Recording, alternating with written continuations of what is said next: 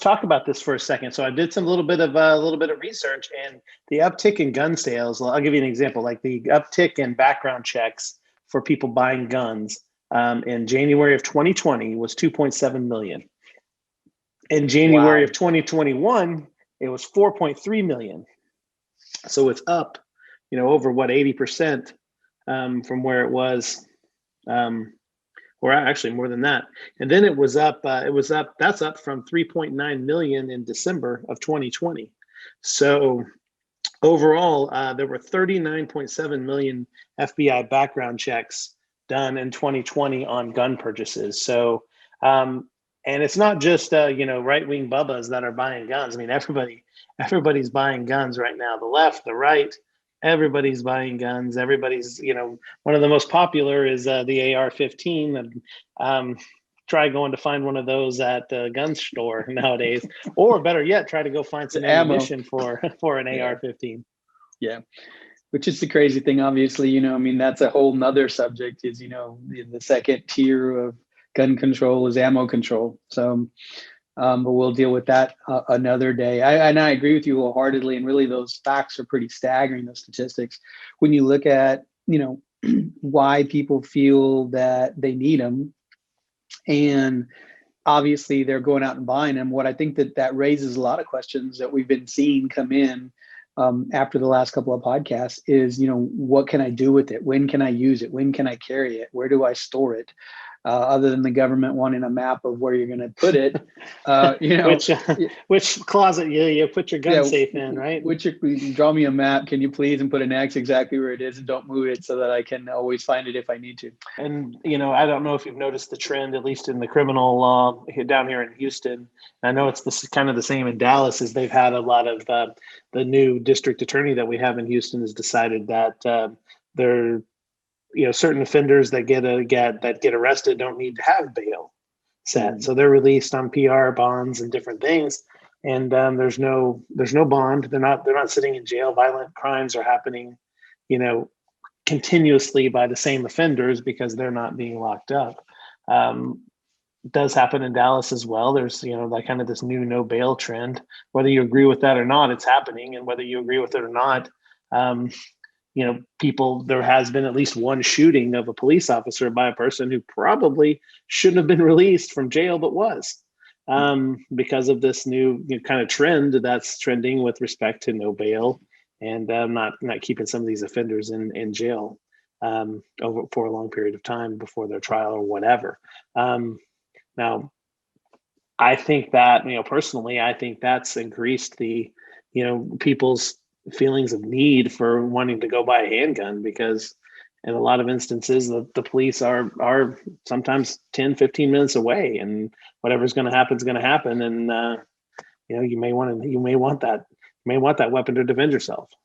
Yeah, I mean, I think that's especially what I've been hearing from a lot of the females that I've talked to is they have that, they feel a little bit more secure, because of a sticky situation, maybe walking to their car, going to their car from a shopping center, going from work, or, something where they might have to cross a dark parking lot, or, things like that, where they might be alone, or they might be in a situation where, they could get accosted. And, I think that extra layer of protection gives a lot of people security. Absolutely. It's like I told my daughter is, the police are for enforcing laws. They're not your bodyguards.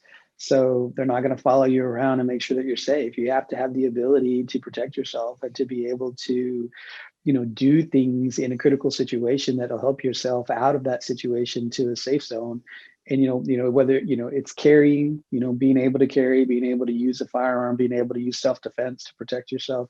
Because honestly, especially with COVID, I've heard this a lot and from different sources that, we're more detached as a society, whether it's the digital age, whether it's COVID, whether it's, all these shutdowns, whatever it may be. More and more, you're seeing people get into these encounters with people who are witnessing, and they're not doing anything about it. They're not coming to your aid. They're just sitting there. They don't want to get involved, or they're fearful themselves. They're like, hey, I'm just going to protect me and mine. And so if you're going to count that, hey, there's going to be a police officer right next to you if something's happening, then you're probably in for a rude awakening at some point. You really, should contemplate what happens. And to your point, Brian, when you said, hey, look, emergency situations, that's when things really go haywire. How many times have we seen, when there's no, like, you see runs on grocery stores, right?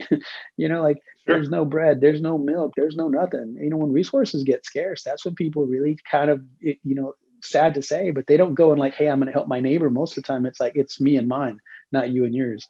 So, They call that marauding, I think. They call that's that right. marauding.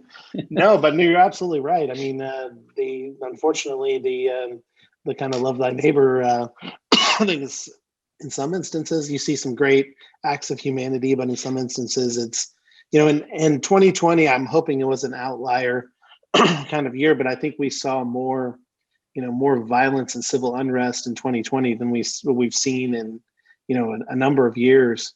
For whatever reason. I mean, there was things happening every 5 seconds. There seems like there was a riot or looting or, or something going on. Um, and people see that stuff on the news, and they see it reported constantly 24/7. On every news channel, there's a, truck drives into a crowd, people pull the guy out of the truck hits people in the crowd, all kinds of, just violence. And I don't know, there's no solution to it other than, sometimes you got to protect yourself. And some of these shop owners that were getting their shops burned down in some of these cities, the police were not available to be able to come defend their shop. And, so it gets burned to the ground. I mean, that's just how it is. Unless they're there and they have some way to protect themselves.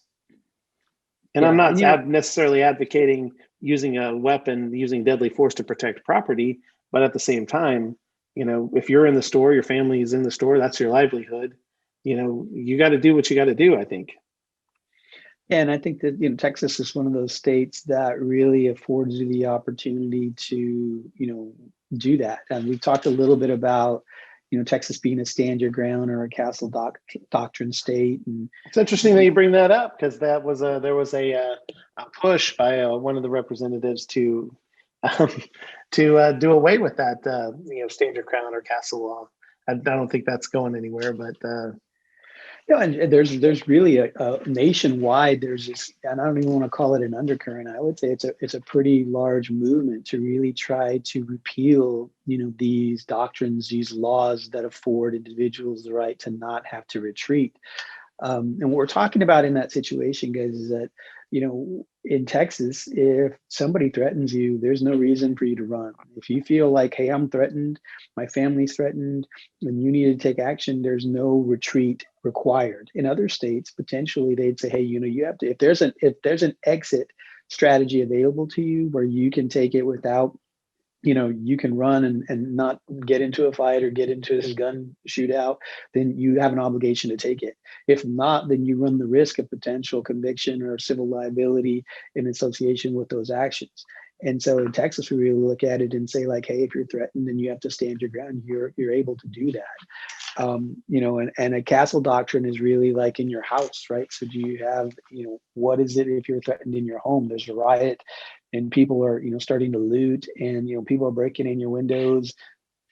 It seems that a lot of these gun laws are actually been filed. The bills have been filed by, the same representative out of the District 105. It seems like a lot of these the more restrictive gun laws have been proposed by that particular representative. And there's also, it looks like, there's the same. It seems like the same people are, whether they're for or against the gun, the gun laws. It seems to be the same representatives filing the pro gun or anti gun bills in the legislative sessions. It looks like, which I think is interesting. It's obviously, who people are listening to in their district. I'm assuming, some of the more rural or more urban districts seem to want the more restricted firearms, and some of the more rural districts are the other way around. Mm-hmm. Yeah, and what a lot of people have been kind of discussing back and forth about, like, how is this coming up more and more? Well, I think you're seeing, much more of, before Texas was a very rural state, I mean, like, and country. Obviously, we had a lot of land and a few people. But more and more, this has become one of the more attractive states in the country to want to live in. And with that, we've had huge increases in our population statewide. So most of these municipalities that, Houston, Dallas, Fort Worth, El Paso, even some of the smaller ones, like you're looking at Lubbock and San Antonio and Austin. I mean, these have really swollen over the last few years with an influx of people from out of state for a variety of different reasons. Obviously, our economy is pretty bang up, or at least it was. But we don't have personal income taxes. There's just a lot to be said for the state of Texas and living here, and especially if you're interested in, like we talked about, firearm, owning firearms, being able to use firearms, carry firearms. And Texas is a very friendly state. But the more that you get an influx from people from other states, you have a shift in this kind of like public mentality about like what happens. And layer on top of that these mass shootings that have happened in other states.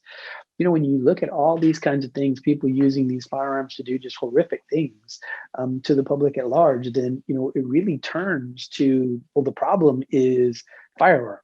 The problem is the right to bear these firearms.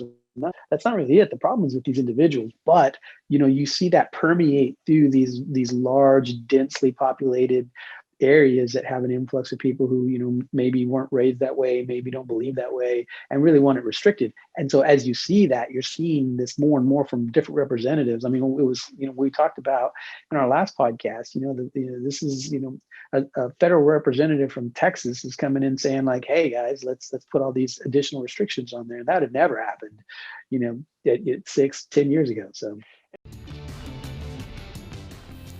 thank you for listening, and we hope you enjoyed the Top Texas Lawyers podcast. If you would like a consultation with either Brian or Sam, please call 1-888-981-7509 or visit us on the web at astxlegal.com. Once again, that's astxlegal.com. Thank you very much.